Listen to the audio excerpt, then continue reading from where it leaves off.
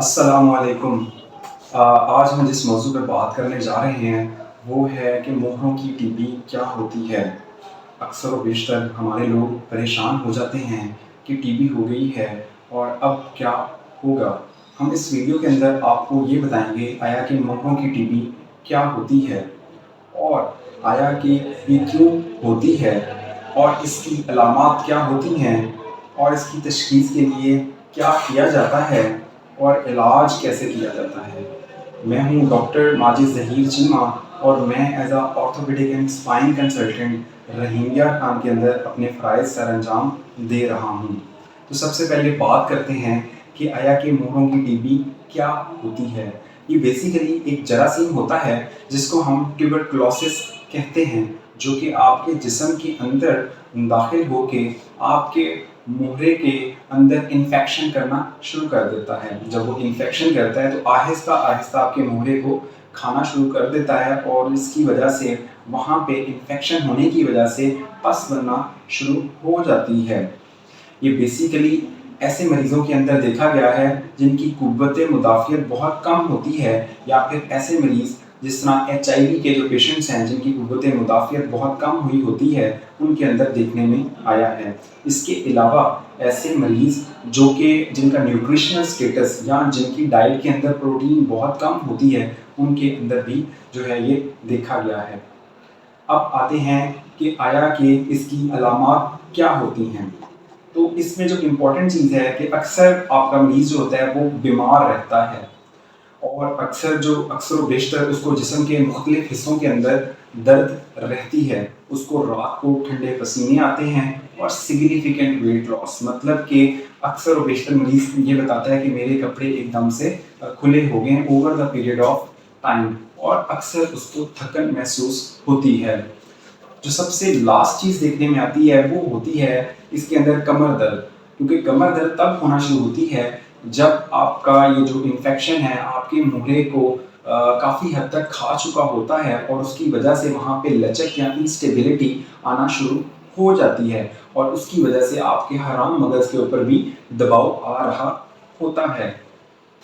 अब अक्सर लोग ये समझते हैं, उनका ये ख्याल है कि अगर मोहरों की टीबी हो गई है तो हमें भी ये टीबी लग सकती है। बिल्कुल ऐसा हरगिज़ नहीं है। जो मोहरों की टीबी वाला पेशेंट होता है उसका जो है ऑल्दो कि 15% केसेस ऐसे होते हैं कि जिनको छाती की टीबी अगर है तो उनको मोहरों के अंदर टीबी भी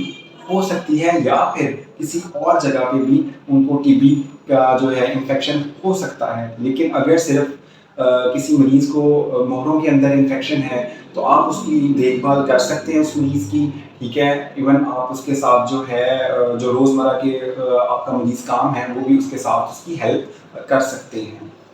अब आते हैं कि आया कि इसकी तशख़ीस के लिए क्या किया जाता है। तशख़ीस के लिए बहुत इंपॉर्टेंट चीज़ है कि आपका डॉक्टर आपकी डिटेल हिस्ट्री लेगा। डिटेल हिस्ट्री में जो इम्पोर्टेंट चीज़ है कि कॉन्टैक्ट हिस्ट्री पॉजिटिव है, आया कि आपके करीबी किसी भी रिश्तेदार को कहीं टीबी तो नहीं थी, या उसने कोई टीबी की दवाई तो इस्तेमाल नहीं की थी, या फिर आपका ऐसे घर के अंदर या फिर ऐसे इलाके के अंदर आना जाना था जहाँ पे टीबी के पेशेंट्स बहुत ज़्यादा थे। और इसके अलावा जो है वो फिर डेफिनेटली जो चीज़ें मैंने पहले आपको एक्सप्लेन की हैं वो आपका डॉक्टर आपसे डिटेल में पूछेगा। उसके बाद आपका क्लिनिकल मुआयना बहुत इंपॉर्टेंट होता है, जिसके अंदर 2 चीज़ें देखी जाती हैं कि आया कि आपकी टांगों के अंदर या जिस्म के किसी भी हिस्से के अंदर कोई ख़ास किस्म की कमज़ोरी तो नहीं है, क्योंकि अगर ये कमज़ोरी आना शुरू हो जाए तो इलाज मुख्तलिफ होता है और अगर ये कमज़ोरी ना हो तो इलाज मुख्तलिफ होता है। इसके अलावा देखा जाता है कि दर्द की शिद्दत कितनी है। आया कि सिंपल कोई भी मुनासिब सी गोली दर्द वाली खाने से आपकी दर्द कंट्रोल रहती है, या फिर इतनी ज़्यादा दर्द है कि इवन आपको करवट बदलते या इवन दवाई खाने से भी आपकी दर्द जो है वो ठीक नहीं होती। इसके अलावा ये देखा जाता है कि आया कि आपकी कमर में कोई कुबड़ापन तो नहीं बनना शुरू हो गया, क्योंकि मुसलसल जैसे ही ये जो बीमारी है ये आपके मोहरे को खा रही होती है तो पीछे एक ख़ास किस्म का हम्प, जिसको हम काइफोसिस मेडिकल ज़ुबान में कहते हैं या कुबड़ापन कहते हैं, वो बनना शुरू हो जाता है।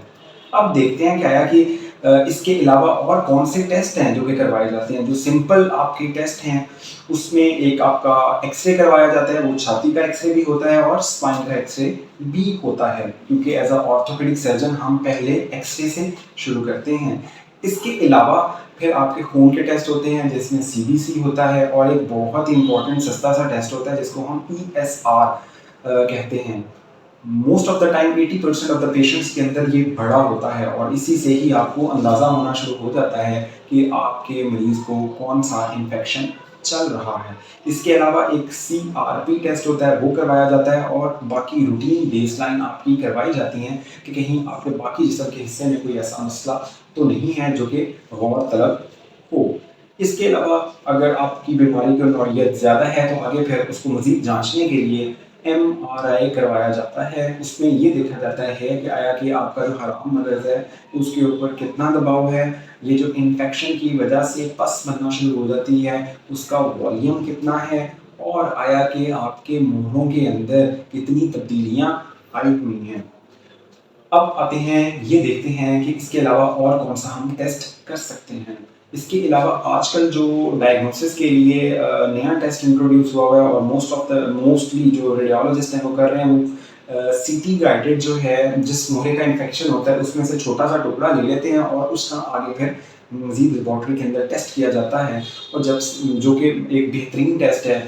یہ ڈائگنوز کرنے کے لیے کہ واقعی آپ کو TB ہے، کیونکہ بہت سارے پیشنٹس بہت کنسرن ہوتے ہیں کہ ہمارا پراپر پہلے ڈائگنوسس کلیئر ہوگا تو ہم TB کی دوائی شروع کریں گے۔ اب آتے ہیں کہ اس کے علاج کے لیے کیا کیا جاتا ہے۔ اس میں دو طرح کا علاج ہوتا ہے۔ اگر تو آپ کی درد کی نوعیت جو ہے وہ مناسب ہے، مائلڈ ٹو ماڈریٹ ہے، اور آپ کو کوئی کبڑا پن وغیرہ نہیں ہے، اور اس کے علاوہ آپ کو جسم کے کسی بھی حصے میں کوئی آپ یہ کہہ لیں کہ بہت زیادہ کمزوری جو ہے وہ نہیں دیکھنے میں آئی، تو پھر سمپل ایک پلاسٹک کی بریس ہوتی ہے وہ ہم آپ کو دیتے ہیں، اور ساتھ میں آپ کو اینٹی ٹیوبرکلس تھراپی، مطلب جس کے اندر اس جراثیم کو مارنے والی گولیاں ہوتی ہیں وہ آپ کو شروع کی جاتی ہیں، اور عمومی طور پہ تقریباً 9 مہینے سے 1 سال تک آپ کو یہ دوائی کھانی پڑتی ہے۔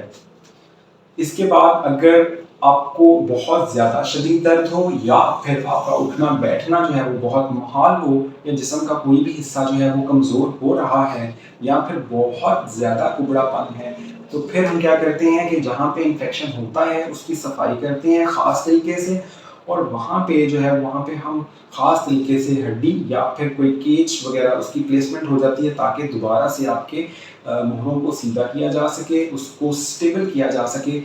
اس کے دو فائدے ہوتے ہیں، ایک تو آپ کا وہاں پہ انفیکشن کا لوڈ کم ہو جاتا ہے، آپ کی دوائیاں زیادہ مؤثر طریقے سے کام کر سکتی ہیں، آپ کی درد ٹھیک ہو جاتی ہے، آپ کا کبڑا پن ٹھیک ہو جاتا ہے، اور آپ بہت جلد ہی نارمل زندگی گزارنا شروع کر دیتے ہیں۔ امید ہے کہ آپ کو ہماری یہ ویڈیو پسند آئی ہوگی۔ کائنڈلی ہمارا چینل سبسکرائب کریں اور آنے والی ویڈیوز کے بارے میں انفارمیشن حاصل کریں۔ بہت شکریہ۔